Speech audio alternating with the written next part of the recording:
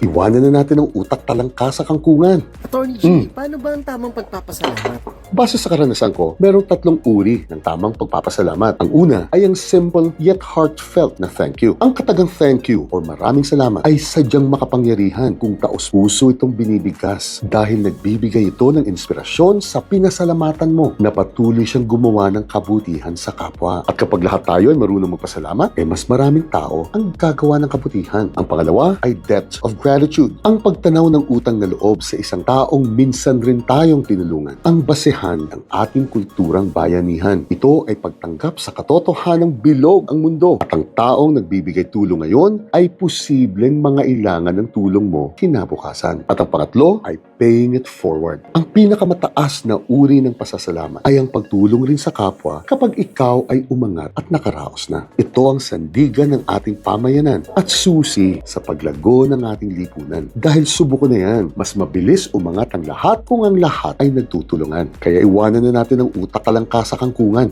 Cheers!